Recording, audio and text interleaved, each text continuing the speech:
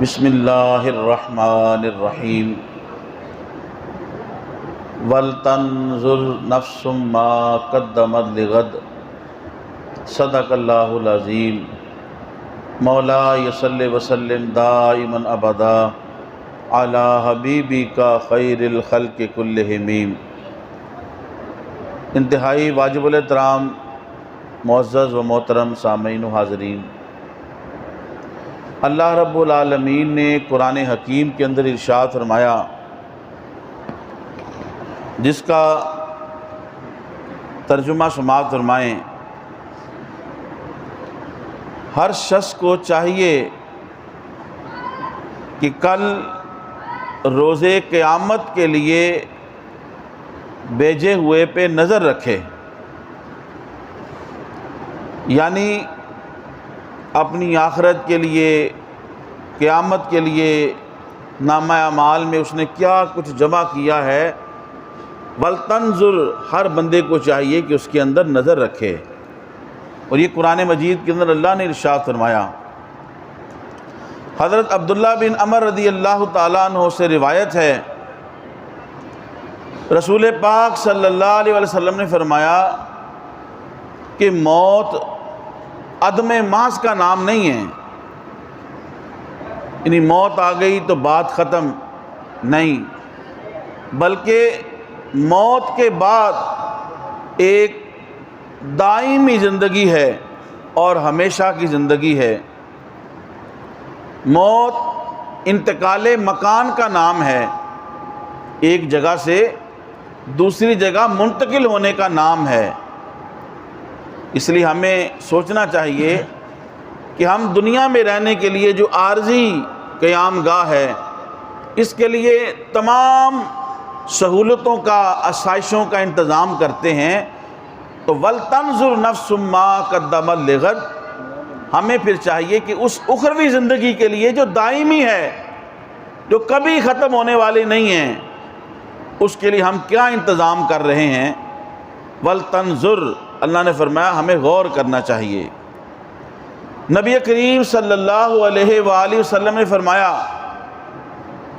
میرے صحابہ بتاؤ کون سا مومن مسلمان سب سے زیادہ عقل مند ہے، دانا ہے؟ دنیا کا تو اصول ہے کہ جس نے زیادہ سے زیادہ پراپرٹی بنا لی، زیادہ سے زیادہ تعلقات بنا لیے، زیادہ سے زیادہ دنیا کی اسباب جمع کر لیے، وہ دانا سمجھا جاتا ہے، پڑھ لکھ گیا۔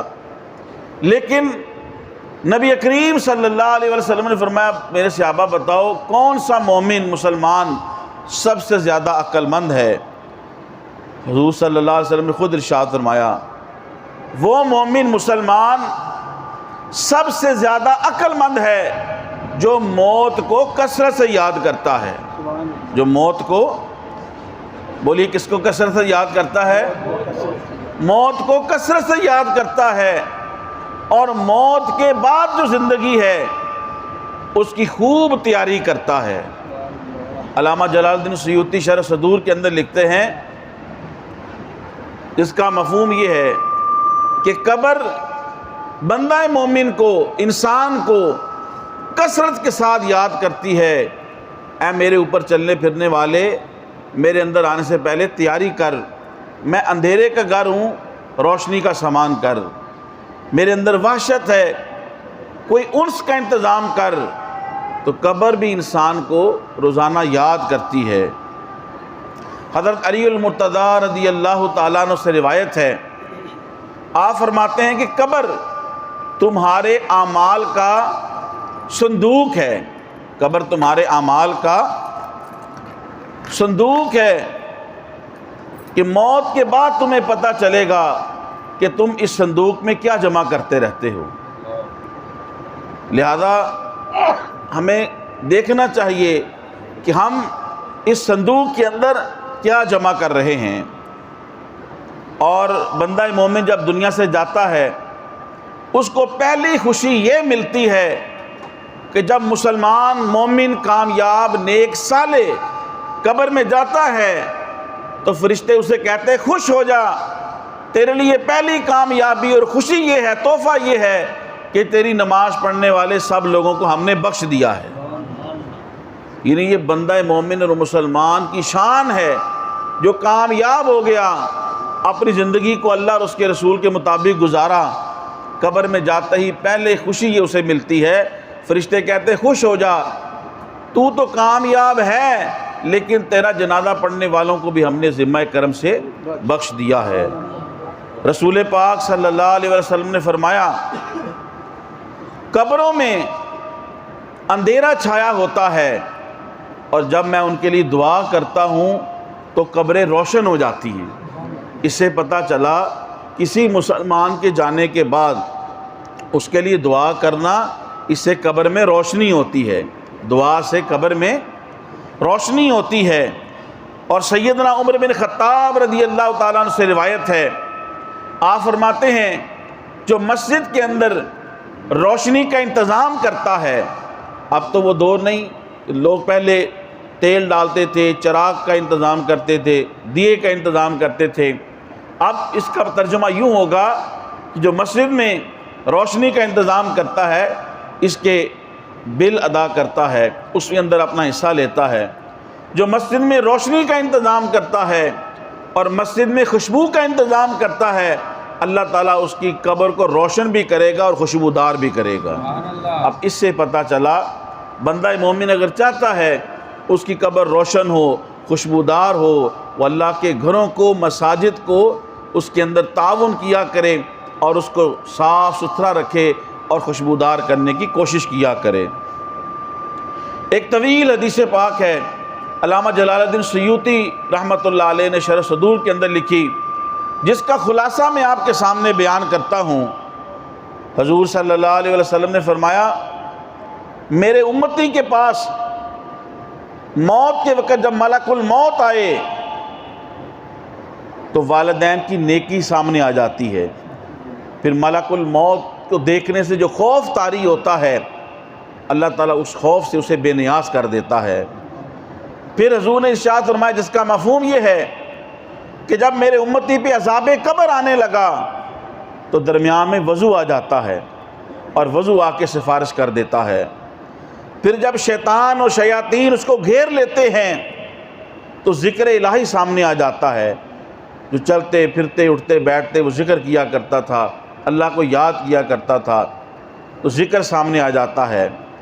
اور جب فرشتے اس کو عذاب دینے کے لیے آتے ہیں تو پھر نماز آ کے اسے چھڑا لیتی ہے۔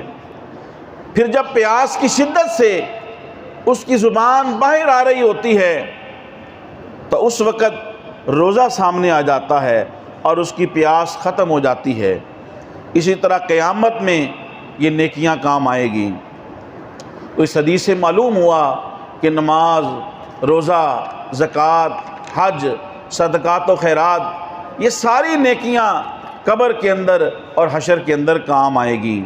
اب مجھ کو اور آپ کو یہ سوچنا چاہیے کہ ہم 5 وقت کی نماز باجماعت پڑھتے ہیں، مجھے اور آپ کو یہ سوچنا چاہیے کیا ہم حلال و حرام کے درمیان تمیز رکھتے ہیں، فرق کرتے ہیں؟ کیا ہم روزانہ قرآن مجید کی تلاوت کرتے ہیں؟ واجب الاحترام صرف نماز میں سستی کرنے کا عذاب سنیے، چھوڑنا نہیں، سستی کرنے کا عذاب، اور کسی مولوی کی بات نہیں۔ 30واں پارہ سورہ ماعون پڑھیں، ارائیت الذی یکذب بالدین فذلک الذی یدعو الیتیم ولا یحض علی طعام المسکین فویل للمصلین۔ ویل ہے ان نمازیوں کے لیے الذین ھم عن صلاتہم ساہون، جو اپنی نمازوں میں سستی کرتے ہیں، نمازیوں کے لیے۔ اور ویل کیا ہے؟ المان الافین، ویل جہنم کی سب سے نچلی یہ وادی ہے۔ میرے نوجوان بھائیوں اور بچوں بالخصوص سنیں کہ فرمایا کہ ہلاکت ہے، ویل ہے ان نمازیوں کے لیے جو نماز میں سستی کرتے ہیں، المان الافید، جو سرے سے نماز پڑھتے ہی نہیں ہیں، اللہ تعالیٰ محفوظ رکھے، تو پھر اس کی کیا شامت ہوگی۔ اسی طرح جو نماز باجماعت نہیں پڑھتے، ایک تو وہ ہیں المان الافید جو نماز پڑھتے ہی نہیں ہیں، جو نماز باجماعت نہیں پڑھتے، بخاری شریف کی حدیث پاک ہے، رسول پاک صلی اللہ علیہ وسلم نے فرمایا میرا یہ دل کرتا ہے میں کسی کی اذان کی ڈیوٹی لگاؤں، کسی کی نماز پڑھانے کی ڈیوٹی لگاؤں، اذان و اقامت ہو جائے، نماز کھڑی ہو جائے، میں ان گھروں میں چلے جاؤں جن گھروں کے اندر عاقل بالغ مسلمان مرد موجود ہیں، اور بغیر شرعی عذر کے، اس حدیث کا مفہوم ہے بغیر شرعی عذر کے جو نماز باجماعت میں نہیں آتے، میرا دل کرتا ہے میں ان گھروں کو آگ لگا دوں۔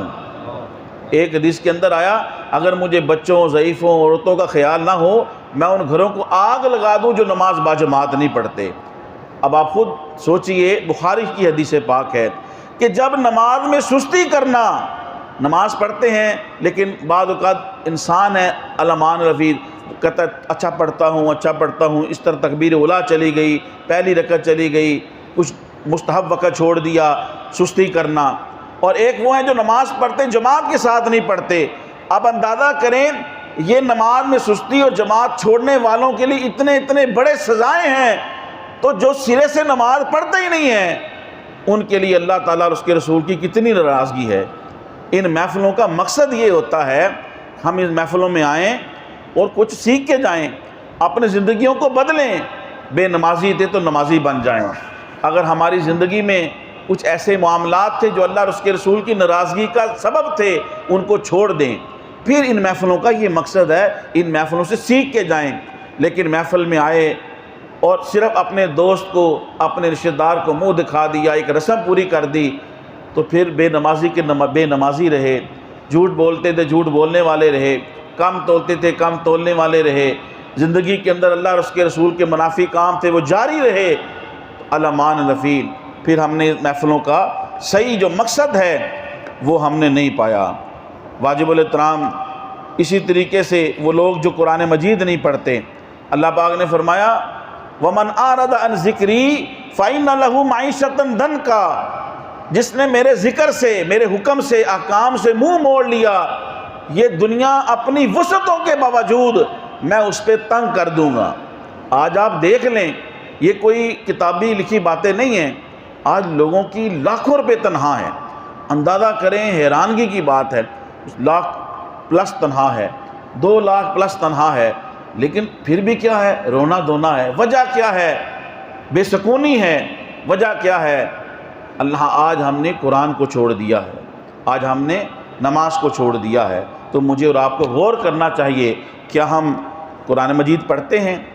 حدیث پاک کے اندر آتا ہے نبی کریم صلی اللہ علیہ وسلم نے فرمایا کہ جو شخص یا وہ مسلمان جس کے سینے میں یا دل میں قرآن کا کوئی حصہ نہیں، قرآن کو کوئی جز نہیں ہے، تو فرمایا کہ اس کا دل یا وہ شخص قبرستان کی مانند ہے، تنہائی ہے، وحشت ہے۔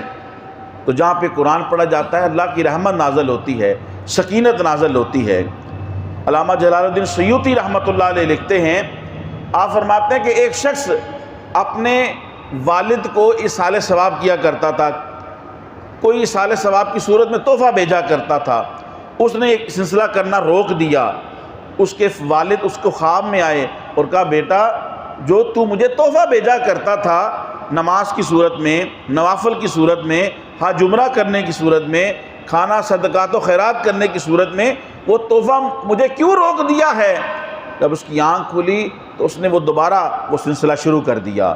تو علامہ جلال الدین سیوطی رحمۃ اللہ علیہ نے لکھا ہم جو کھانا، کپڑے، صدقات و خیرات، یہ جو کچھ بھی ہم میت کے لیے صالح ثواب کرتے ہیں، یہ ساری چیزیں بصورت نور اور بصورت اجر و ثواب مسلمان مرحومین کو پہنچتی ہیں۔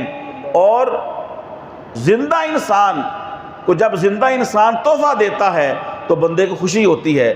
علامہ جلال الدین سیوطی شرح صدور کے اندر لکھتے ہیں کہ جس طرح زندہ انسان کو زندہ انسان سے گفٹ ملنے سے خوشی ہوتی ہے، جو میت ہے اس کو کوئی جب تحفہ بھیجتا ہے، یعنی دعا کی صورت، نماز پڑھ کے، قرآن پڑھ کے، صدقات و خیرات کر کے، فرمایا اس مسلمان کو اس زندہ انسان سے بھی زیادہ خوشی ہوتی ہے جو گفٹ ملنے پہ خوش ہوتا ہے۔ اور آخری حدیث پاک میں عرض کر کے بات کو ختم کرتا ہوں، فرمایا کہ جیسے کوئی ڈوبنے والا انسان ہوتا ہے، نبی رحمت صلی اللہ علیہ وسلم نے فرمایا کہ جیسے ڈوبنے والا انسان جب ڈوب رہا ہوتا ہے، اسے کوئی اپنا دوست نظر آ جائے اس کو کوئی اپنا معاون اور مددگار نظر آ جائے تو اسے خوشی ہوتی ہے، بہت زیادہ خوشی، کہ زندگی کی کوئی امید نظر آ گئی ہے کہ یہ مجھے بچائیں گے، ڈوبنے سے بچائیں گے۔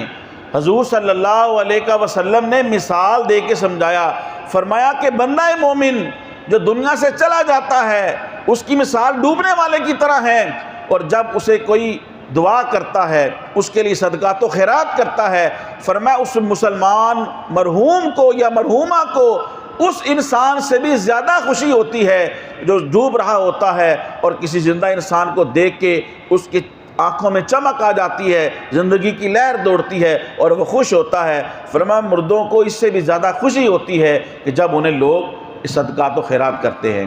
اور بخاری اور مسلم کی حدیث پاک ہے، فرمایا انسان کے تمام اعمال ختم ہو جاتے ہیں مرنے کے بعد، لیکن کچھ نیکیاں ایسی ہیں جن کا سلسلہ جاری رہتا ہے، نیک اولاد، علم نافع اور صدقات جاریہ۔ لہٰذا آج ہمارے محترم مقام نمازی بزرگ بابا رفیق صاحب، ان کی اہلیہ کے سال ثواب کے لیے ان کے بچوں نے، محترم شفیق صاحب، خضر صاحب، بچوں نے، اولاد نے سال ثواب کا انتظام کیا۔ آپ تشریف لائے، نماز پڑھی گئی، قرآن پڑھا گیا، یقیناً اس کا ثواب ہم کو بھی ملے گا بغیر کسی کمی کیے ہوئے، اور جس کے لیے ہم دعا کر رہے ہیں اس کو بھی اس کا پورا پورا ثواب ملے گا۔ اللہ تبارک و تعالی ہم سب کو اپنی زندگیوں کو ایسے بنانے کی توفیق عطا فرمائے جیسے اللہ اور اس کے رسول کی منشا ہے۔ ہمیں قبر و حشر کی تیاری کرنے کی توفیق عطا فرمائے، آمین۔